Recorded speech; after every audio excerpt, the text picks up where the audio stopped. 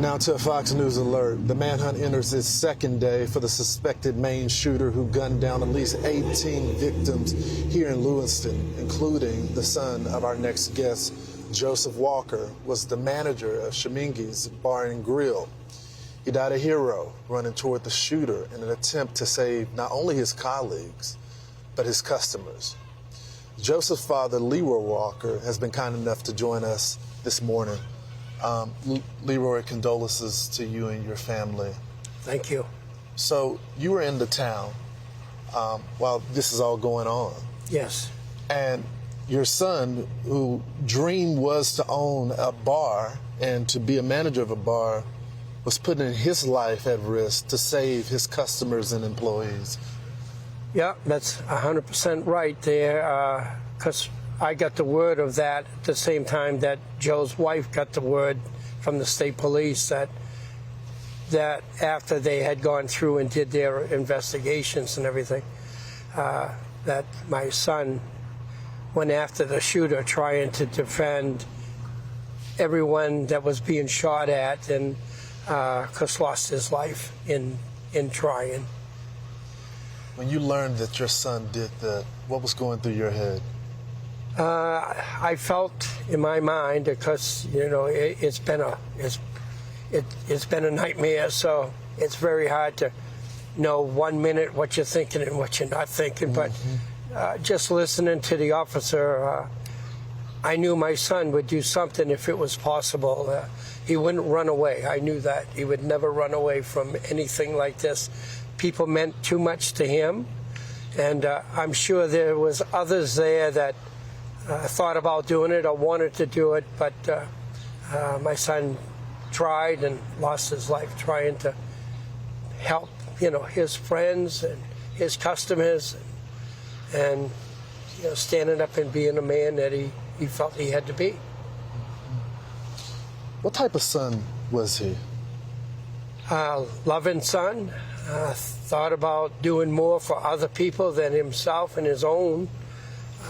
He was always trying to help people, always trying to get people to do even more than what they were capable of doing.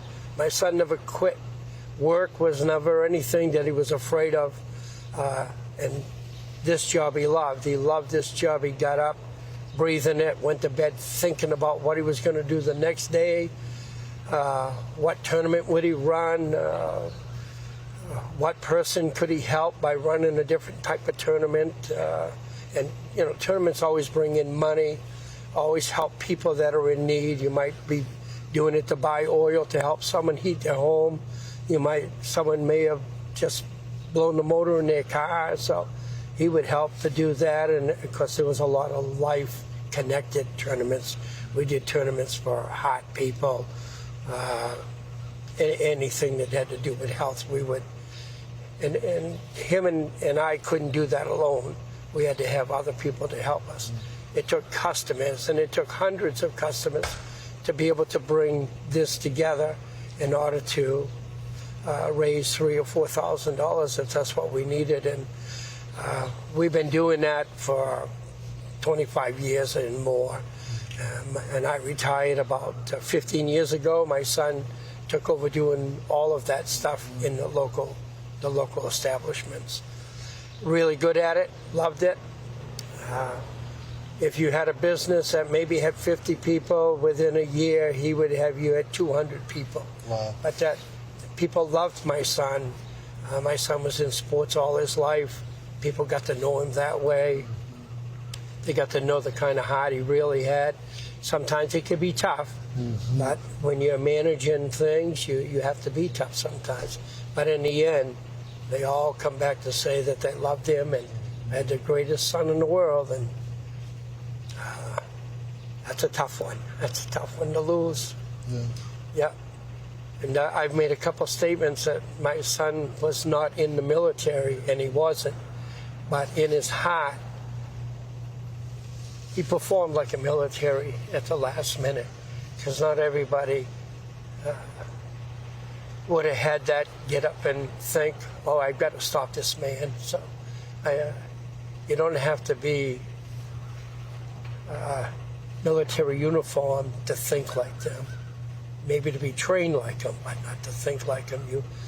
When you got to protect your people, automatically something comes from inside, and he tried. Hopefully, that was when the guy decided to get out of there. We can't show that or prove that, but I'm hoping he at least scared the man to take off, get out of there, not hurt anybody, and not kill anyone else. Your son died a hero. He did, and I'm proud of him. Yeah. Yeah. I love him with all my heart. Yeah, and the community loved him, and he'll be missed by many, many, many people. Knew him and knew him from the Auburn side, the Lewiston side, from all over. He traveled all over Portland. I mean, this was his life to be friends with everybody and to try to do everything that people wanted done. It's been a horrible 2 or 3 days wherever we are. Get up in the morning and you got to face the day, and usually today I would be at the station, which he managed with Dave LaBelle and Kathy down there, because it was more than she can handle by herself, and her poor husband has some real physical problems now.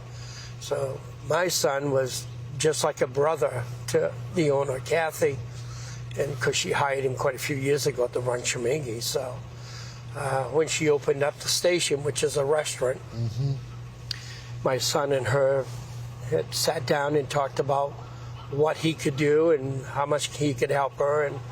And she's been open for 4 years. I think it's 4 years right now. So he would work there a lot of days and mornings, and then he'd go to Chamingy's at 4 to closing time. He was there to the very end. Very end, and Kathy, she loved him like a brother, and he loved her like a sister. Yeah. So we're praying for you. Condolences to you and your family. Thank you so much. Thank you. For telling you raised a great son. Thank you very much. Joseph Walker was 57 years old. May he rest in peace.